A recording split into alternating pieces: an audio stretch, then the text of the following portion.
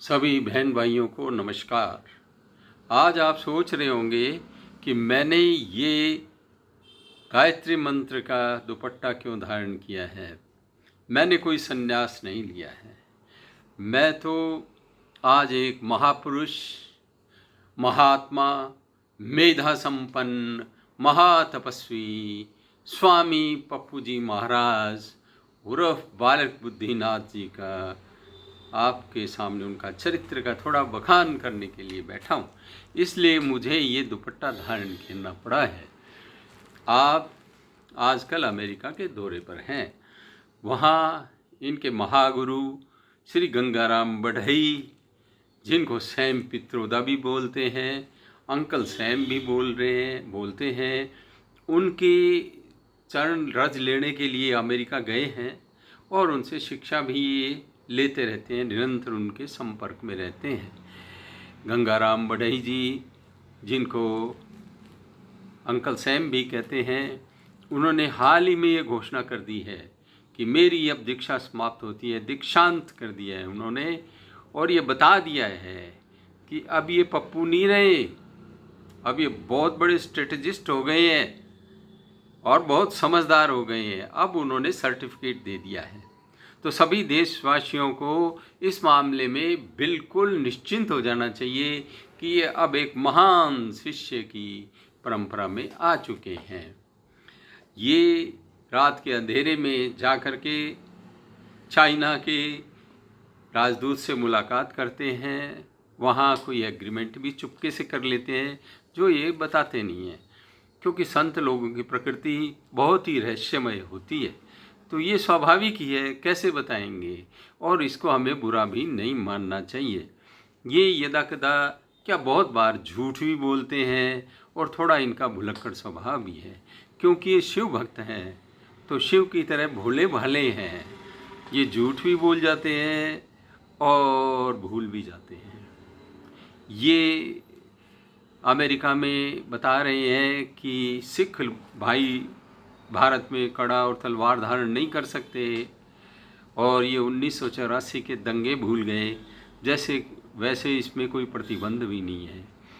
ये भूल भी जाते हैं कि भिंडरावाले को भी इनकी दादी जी ने ही पैदा किया था, इनकी दादी जी ने ही इमरजेंसी लगाई थी। ये इतने भोले हैं, इन अपने अपने वंश परंपरा को भी ये भूल जाते हैं। तो भोलापन संतों का स्वभाव है, इसलिए इसको बुरा नहीं मानना चाहिए। ये आजकल वहाँ शिव और देवता क्या होते हैं इसके ऊपर भी प्रवचन करते हैं।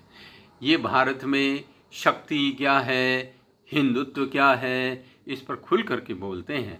लेकिन ये क्रिश्चियंस और मुस्लिम्स पे या और क्रिश्चियन मिशनरीज़ पे बिल्कुल भी नहीं बोलते हैं, क्योंकि ये हिंदुत्व के बहुत बड़े ज्ञाता हैं। इन्होंने सभी ग्रंथों का शायद अध्ययन कर लिया है, इसलिए ये ऐसी बात करते हैं। फिर भी ये उच्च कुल ब्राह्मण कुल में जन्मे हैं, बहुत भारी कुलीन व्यक्ति हैं, बहुत विद्वान हैं। इनके दादाजी फिरोज़ गांधी थे, हम सभी जानते हैं, और दादी जी इंदिरा गांधी जी थी। अब वो फिरोज़ गांधी और इंदिरा गांधी जी के बाद में राजीव जी हुए। फिर इनकी मम्मी जी एक क्रिश्चियन है, इटालियन क्रिश्चियन हैं। फिर ये आए जिन्हें भारत की जातियों की बड़ी चिंता है, और ख़ुद तो खैर ब्राह्मण कुल से हैं ही, बस थोड़ा ये भूल जाते हैं क्योंकि भुलक्कड़ स्वभाव है संतों का। फक्कड़पन और भुलक्कड़पन तो सहज स्वभाव होता है। ये कोट के ऊपर जनेऊ धारण कर लेते हैं, ये भूल जाते हैं कि कोट के ऊपर नहीं, कोई ढंग से इसको पहना जाता है। फिर भी ये जगह जगह पूजा पाठ भी करने चले जाते हैं। इनके नाना जी एक्सीडेंटल हिंदू कहते थे अपने आप को, और वो भी ऐसे महान थे कि उन्होंने हमें कश्मीर की समस्या दी। उन्होंने चाइना के साथ जो हमारा बॉर्डर डिस्प्यूट है और जो हमारी ज़मीन उन्होंने ऑक्यूपाई कर रखी है, वो भी इनके फादर से या इनके नाना जी से हमें विरासत में मिली है। इसके अलावा संतों के गोपनीय स्वभाव की ये भी एक नमूना है कि ये 250 से ज़्यादा विदेश यात्राएं करते हैं, परंतु किसी को ये पता नहीं लगता कि ये कहाँ जा कर के वहाँ महातपस्वी की तरह घनघोर तपस्या करते हैं, ये किसी को भी नहीं पता लगता है। इन्होंने भारत में पदयात्राएं भी की हैं और पदयात्राओं से इन्होंने भारत के जनमानस को समझने का प्रयास किया है। ये बहुत बड़े संत हैं और इन्होंने कभी छोटे किसी बढ़ई के पास बैठ गए, कभी रेलवे के अंदर जो छोटे कर्मचारी हैं जो रेलवे ट्रैक की देखभाल करते हैं उनको भी ये मिल लेते हैं। ये भाग भाग के अपनी सीटें भी बदल लेते हैं। ये कमाल करते हैं, जब बोलते हैं तो इस संसद को हिला देते हैं। दुष्कर्म के मामलों में इनका जहाँ इच्छा होती है वहाँ चले जाते हैं। बंगाल का कोई मामला हो तो वहाँ चुप हो जाते हैं।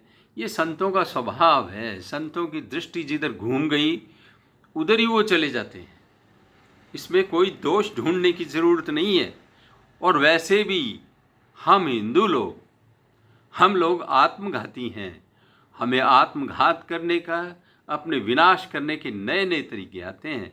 हम ऐसे ऐसे कथाकारों से कथा करवाते हैं जो अली मोला बोलते हैं और कुछ भी बोल देते हैं। अब तो मैं ये कहूँगा कि भारत लौट आए अमेरिका से, भारत के हिंदुओं को उपकृत करें। प्रवचन श्रृंखला शायद इन्होंने प्रारंभ कर दी है, क्योंकि इन्हें हिंदुत्व का अद्भुत ज्ञान है, विलक्षण ज्ञान है। इसके लिए सभी भाई बहन कांग्रेस कार्यालय में संपर्क कर सकते हैं। ये मेरा अंदाज़ा है, कांग्रेस वालों ने मेरे को नहीं कहा है। और वहाँ से इनका अपॉइंटमेंट लेकर के इनके प्रवचन रखवाए जा सकते हैं। फीस वगैरह के बारे में वो देसी रुपए मिलेंगे या विदेशी मुद्रा मिलेंगे, ये सब बातें हम सब लोगों को बात करके जो भी कथा करवाना चाहें वो इनसे संपर्क करें। आपको बहुत बहुत धन्यवाद। पसंद आए तो लाइक करें, शेयर करें और सब्सक्राइब ज़रूर कर दिया करो। धन्यवाद।